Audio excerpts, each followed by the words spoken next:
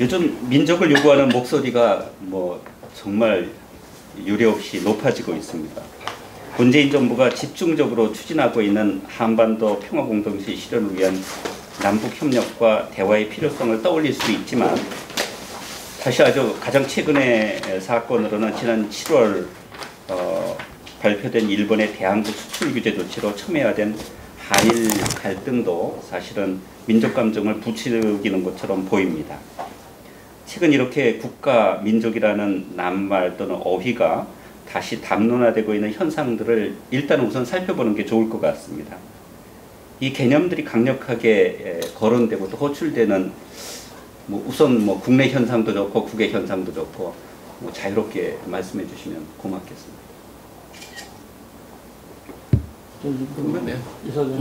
이사장님 먼저 말씀해 주시죠. 한국식이네 이건. 근데 요새 와서 자꾸 민족이니 민족주의, 국가주의 이런 고민을 하게 되는 단초는 두말할 것 없이 이미 말씀하신 대로 대한민국의 정체성에 대한 위기에서 시작된 것 같습니다. 대한민국의 정체성,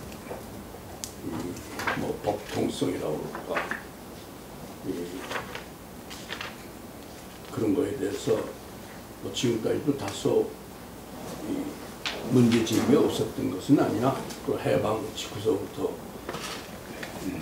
대한민국의 이념과 철학을 어떻게 될 것이냐는 것 같고 전혀 논쟁이 없었던 건 아니나, 최근에 와서는 한쪽에서는 대한민국이 제3세계와의 국가와의 비교를 본다면은 근대화의 혁명을 했라고 할 만큼 성공국가로 거의 소위 브랜딩이 네이밍이 된 셈인데, 명명이 된 셈인데, 오히려 거꾸로 지금 와서 대한민국은 정당성이 없고 정체성이 결여되어 있고 법통성이 딴 데 있다고 하는 그러한 논쟁이 벌어지면서 그쪽에, 그렇게 대한민국의 법통성, 정체성에 대해서 의심을 하는 쪽은 민족이라는 걸 내걸고 민족이라는 대명분을 이렇게 공격하고 비판하고 비난하고 훼손하고 하는, 아마 거기에서 지금 우리가 도리없이 민족주의냐 국가주의냐, 대한민국의 이념을 어떻게 보고 대한민국의 경험을 어떻게 규정해야 될 것이냐 하는 문제가 제기되는 것 같습니다.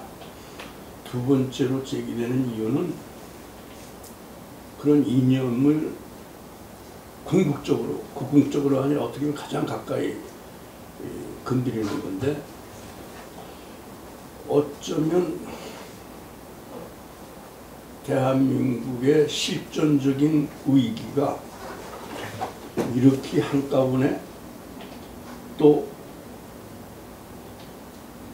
커다란 용두리로 폭풍으로 몰아친 적이 없습니다.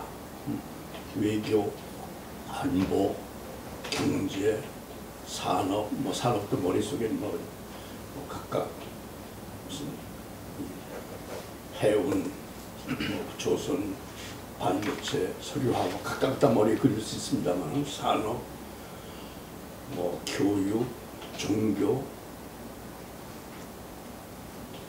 모든 가족, 인구, 그러니까 어떻게 보면 모든 분야가 다 일종의 해체 내지 와해, 붕괴 현상을 동시에 보내고 있는데, 그럼에도 불구하고 그러한 해체를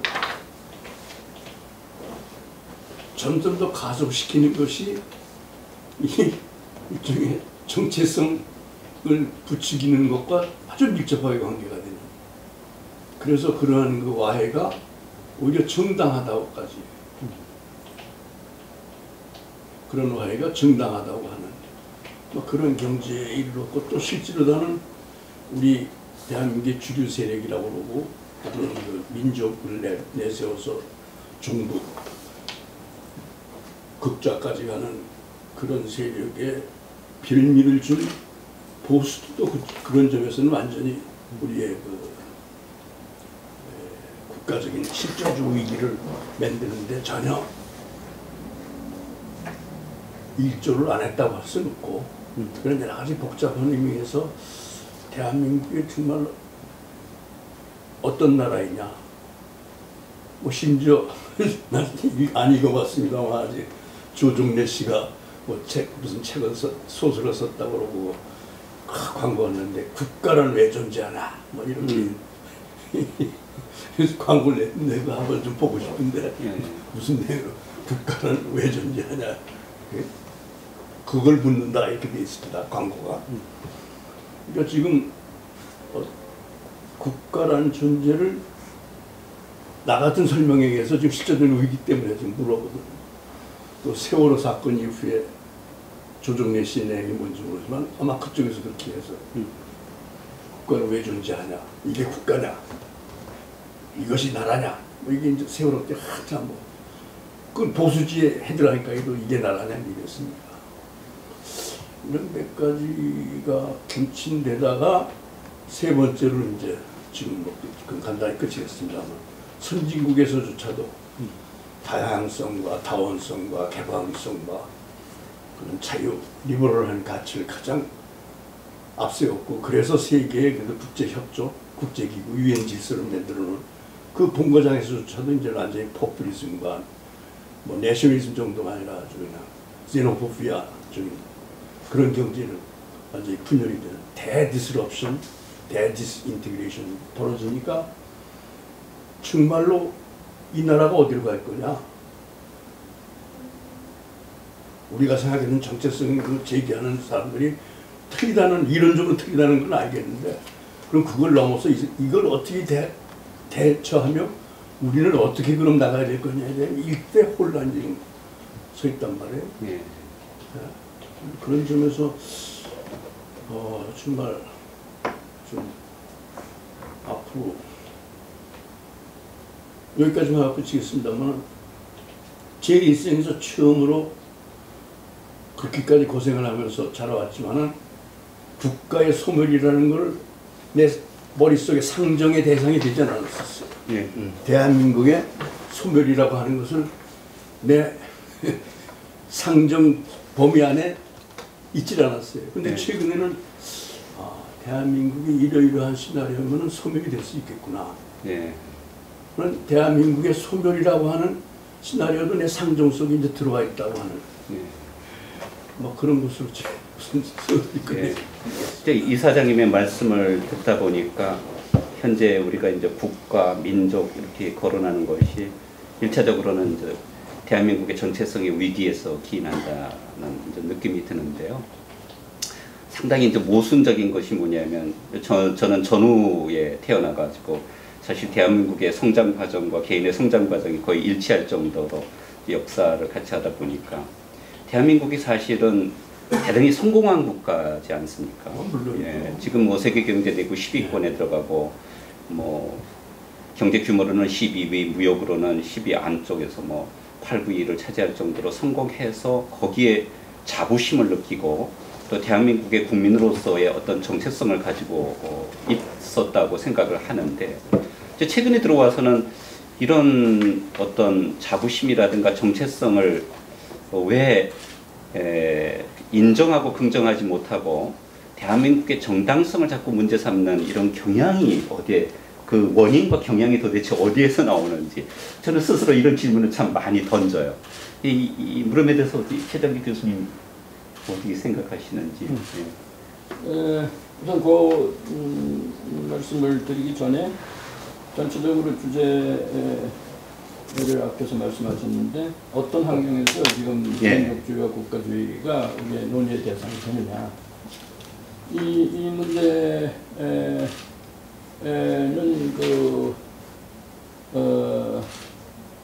지금 뭐 앞에 김 이사장님도 언급하셨지만 전체적으로 이 세계적 차원에서 발생하는 지금까지의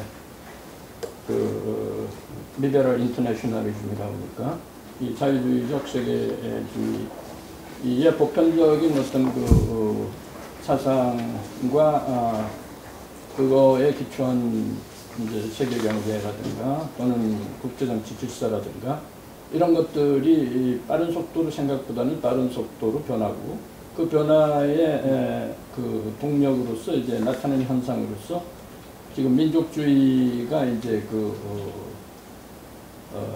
복원된다고 그럴까 하여튼 다시 부활하는 이런 현상을 목도하는 이 세계적 차원에서의 변화가 하나 있고요. 그 다음에는 한국에서 이 민족주의가 이렇게 촛불 시위 이후에 문재인 정부가 수립되면서 중요한 중심적인 이념으로서 역할을 하리라고는 별로 상상을 안 했는데 지금 나타나는 현상은 그것이 지금 현재 정부의 굉장히 중심적인 어떤 그 국정운영의 철학이라고 할까 정신적인 기반이 되는 것으로 보여집니다. 근데 그거가 왜 그럴까 하는 생각을 해보면 역시 지금 이제 탈냉전 이미 1년이 지났습니다만은 우리가 평창 동계올림픽을 하나의 상징적인 계기로 생각이 되지만 그동안에 이제 냉전의 뭐 박물관 비슷하게 세계의 냉전이 다 해체돼도 한국과는 한반도에서만큼은 냉전이 여전히 그 틀을 유지하고 실제로 남북 간의 대결 구조가 유지되고 있었던 상황인데 거기에 이제 트럼프 정부의 대북 정책이라고 할까 한반도 정책이 변화하면서 처음에 어떤 그 변화의 양상이라고 하는 것에 대해서는 이 상당히 긍정적인 방향으로 한반도에서도 이제 보편적인 세계의 다른 나라와 같이 국제정치적으로 이 탈냉전의 그런 시대가 도래하리라는 이런 기대도 많이 했는데 지금 이제 우리가 한 1년 남짓한 그것을 되돌아보면 이 정부가 역시 이 탈냉전 문제를 접근하는 데 있어서 이 민족 문제를 호명하고 호출한 것을 기본적인 어떤 그거를 주도하고 이끌어가는 뭐 이념적 지표라고 그럴까 뭐 이런 걸로 삼지 않았나 그런 생각을 하게 됩니다. 그런데 그것이 저는 이제 좀 방향이 좀 방향착오라고 그러나 하는 그런 느낌을 갖지 않을 수가 없는데요. 왜냐하면 지금 한국의 민족주의는 이건 뭐 말을 안 할 수가 없는데 되돌아보면 이게 좀 실패했다고 생각이 듭니다. 저는. 왜냐하면 원래 이제 19세기 말 이제 조선조 말부터 이제 민족 독립 뭐 하여튼 이 근대화를 성취해서 우리가 그 힘을 통해서 일본을 중심 이제 포함하는 세계 제국주의 국가들에게 한국에서 자주적인 민족 독립 국가를 건설하는 것이 우리의 하나의 그 민족적 과업이라고 볼 수 있잖아요. 그런데 그 프로젝트가 되돌아보면 이제 일본 식민지 통치를 겪으면서 이미 좌파 우파라고 하는 좌우 민족주의로 분할이 되고 이것이 냉전 후에는 너무나 우리에게는 불행하게도 하여튼 냉전의 아주 최전선에 한반도가 지정학적으로 위치하게 됨에 따라서 분단이 될 수밖에 없는 이런 구조를 통해서 우리의 힘으로서는 어떻게 할 수 없는 이런 이제 한국 민족주의의 실현이라는 측면에서 보면 하나의 재난적인 현상을 우리가 맞게 됐잖아요. 그래서 이게 우리가 전혀 원하지 않은 한국 민족주의의 좌절을 우리가 경험하게 됐고 이것이 냉전 전체를 통해서 전쟁이라고 하는 이런 경험을 하게 돼서 말이 민족 이 국가 뭐 하여튼 국가를 지향했지만 남북 분단으로 분단이 돼서 전쟁까지 하게 되는 이게 굉장히 역설적이게도 같은 민족이 가장 적대적인 이 정치 세력으로서 현실적으로 존재하게 된 이런 경험을 했기 때문에 한국의 민족주의는 상당히 이렇게 좀 정신분열적으로 좀 스키즈프레니아라고 그럴까? 좀 분열증적 민족주의라는 생각을 많이 갖게 됩니다. 이게 민족주의는 정상적인 역사적인 그런 것을 우리가 과정을 겪었다면 그것이 전혀 문제가 될 게 없는데 이게 분단이 돼서 우리가 완전히 원래 원했던 민족주의와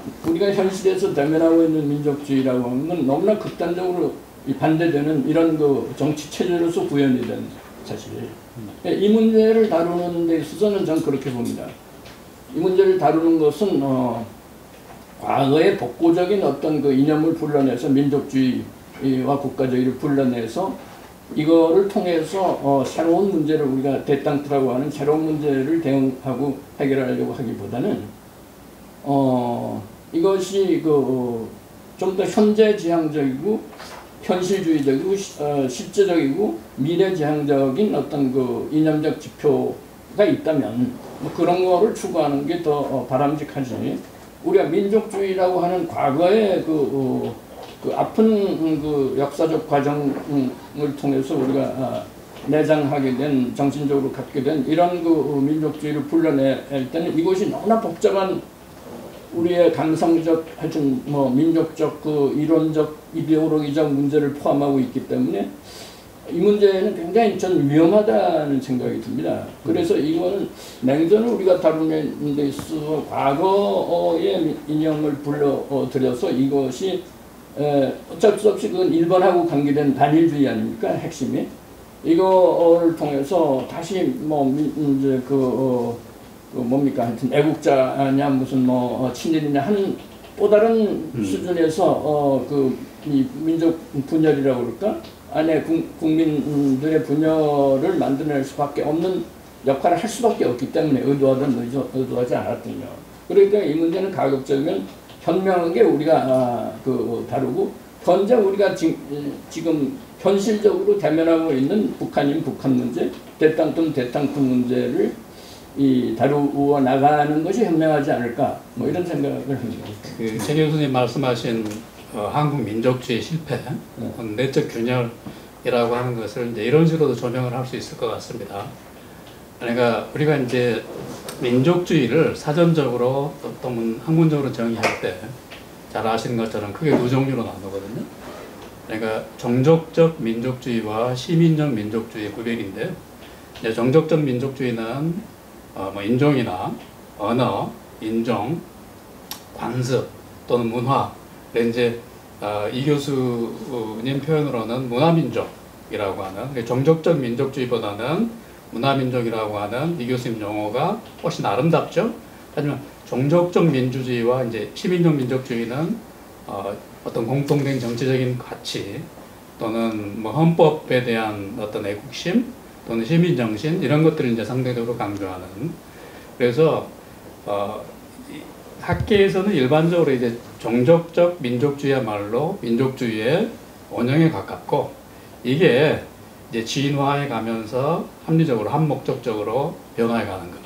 이게 이제 어떤 보편주의적인 색깔을 더 띠게 되는 시민적 민족주의 이제 이렇게 이야기를 했고 한국 민족주의의 실패를 이제 이 개념에 비추어서 이제 설명을 해보면 남이든 북이든 정도의 차이는 있겠습니다만은 한국 민족주의 실패는 한국 민족주의적인 압도적인 감성의 회로가 종족적 민주주의의 지평 위에서 대부분 작동해 왔다라고 하는 데서 살펴볼 수 있고 특히 남한사회에서 대한민국 사회에서 우리가 이제 직면하고 있는 지금 아까 반일감정 이야기하셨습니다만은 그것도 사실은 시민적 민족주의라고 하는 미래지향적인 전향적인 보편주의적인 색깔이 다분히 이를테면 가미된 그런 민족주의적인 관점에서 보면 다분히 인종주의적 종족적 민족주의로의 퇴행이라고 하는 것을 노정하고 있는 이제 그런 측면이라고 해석이 가능하겠습니다. 그러면 왜 지금 민족이 이렇게 우리 시대의 화두로 소환되고 있는가? 특히 이제 문재인 정부 하에서 이제 그런 말씀을 잘 해주셨는데 처음부터 직설적으로 이제 짚자면 사실은 한 정권 차원에서 정부 여당 차원에서 이를테면 정치적인 헤게모니를 최대화하려고 하는 그런 정치적인 의도의 맥락으로서 이 의도적으로 생산, 재생산, 확산 되고 있는 측면이 굉장히 크죠. 그래서 이거는 최 교수님 아까 이제 말씀하신 것처럼 대단히 위험한 위태로운 그런 특히 정치적 현실 사회적 경제적인 후과를 담지하고 있는 굉장히 위험한 행동인 것이고요. 그러니까 왜 민족이 전 지구적으로 우리나라뿐만 아니라 전 지구적으로 호명되고 있는가라고 하는 것을 아까 이제 두 분 선생님께서 잘 정리를 하셨는데 이거는 결국 이제 이런 거죠. 포스트 민주주의 시대의 도래 또는 현대 자유민주주의의 대균열이라고 하는 것과 동행하는 그래서 현대 자유민주주의가 민주주의적인 어떤 절차와 수단을 통해서 오히려 내부 균열되는 이런 여러 가지 다양한 형태가 전 지구적으로 관철이 되는데 그러니까 선진적 민주주의에서도 그렇고 또는 제3세계 국가에서도 다양한 방식으로지만 공통된 어떤 또 지점들이 이렇게 목격이 되는 그런 방식으로 해서 일테면 이제 트럼프의 득세라고 하는 것도 그렇고 유럽의 상황이라고 하는 것도 그렇고 그다음에 이제 중동도 그렇고 서남아시아도 그렇고 동아시아도 그렇고 이런 어떤 공통점이 있고 그 과정에서 이제 호명되고 동원되는 것이 종족적 민족주의와 대단히 흡사한 그래서 이게 이를테면 자유민주주의의 어떤 보편주의를 거부하는 그러면서 굉장히 신권위주의적인 정치 리더십을 찬양하게 민주주의 이름으로 오히려 민주주의를 내파시키는 그런데 이를테면 민족이라고 하는 그런 어떤 이념이 동원되고 있는 그런 양상을 볼 수 있고 특히 이제 우리 사회에서는 이렇게 굉장히 좀 혼합적으로 착종적으로 이런 전 지구적인 흐름과 함께 우리 사회에 굉장히 강력한 또 내재적인 오래된 민족주의의 어떤 지향이 있죠. 이런 것들이 이제 전 지구적인 상황 변화와 그러니까 포스트 민주주의의 도래, 자유민주주의 내부 균열 이런 거하고 맞물리면서 한국에서의 민족주의라고 하는 것이 특히 정부 여당의 정치적 계산에 의해서 최대로 동원되고 있다 이런 느낌을 갖게 됩니다. 이게 뭐 지금 현재 전체적으로는 사실 국제주의가 쇠퇴하고 제가 이제 민족주의라는 개념을 그렇게 뭐 입에 올리고 싶지는 않지만 뭐 유럽을 보건 아니면 전 세계 정치적인 현실을 보건 간에 국가 이기주의가 다시 등장을 하고 있잖아요.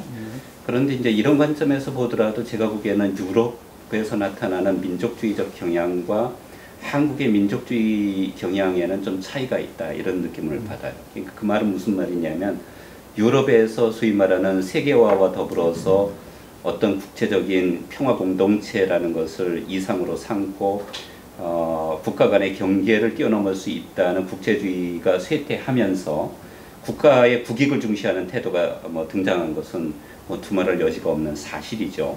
그럼에도 불구하고 일부 국가에서 나타나는 극우적인 성향에도 불구하고 전체적인 트렌드를 보면 민족주의적인 성향은 보이지 않는다고 저는 봅니다. 그런데 우리나라의 경우에는 지금 최근에 일어나고 있는 여러 가지 논의를 보면은 우리나라에서는 이런 국가 국익의 관점보다도 오히려 이제 지금 우리 윤평준 교수님께서 말씀하신 종족적 민족주의적인 성향이 더 강한 이런 흐름을 보이고 있거든요.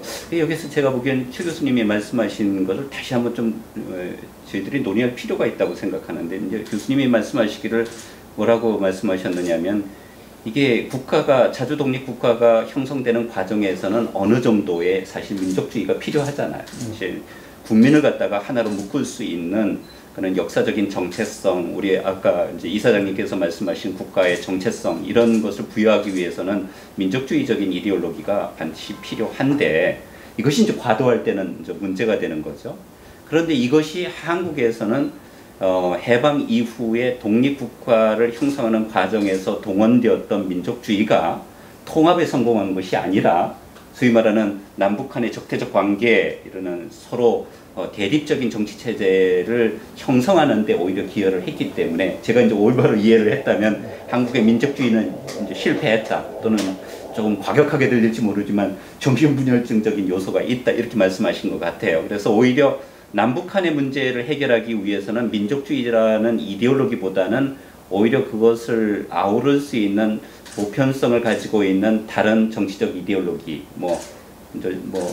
선생님께서 어떻게 생각하시는지는 모르겠지만 자유민주주의면 자유민주주의, 공화주의면 공화주의 이런 것이 필요하지 오히려 민족주의는 이런 남북한 분단이 되어 있는 상태에서는 오히려 적절하지 않다. 뭐 이렇게 말씀하신 것 같아요. 그 얘기 들어가기 전에 지금 예.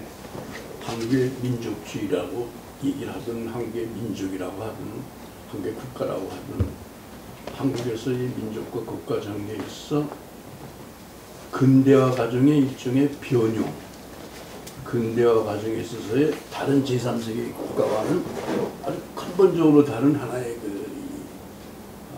베리에이션이 있는데 그것은 바로 우리의 민족주의라는 건 기본적으로 이제 식민 통치에 대한 이제 저항으로 예. 저항인데 제3세계 국가에서는 서양에서는 이제 민족주의 좀 다릅니다만은 그 저항의 대상이 일본이라고 하는 데 특징이 있단 말이에요.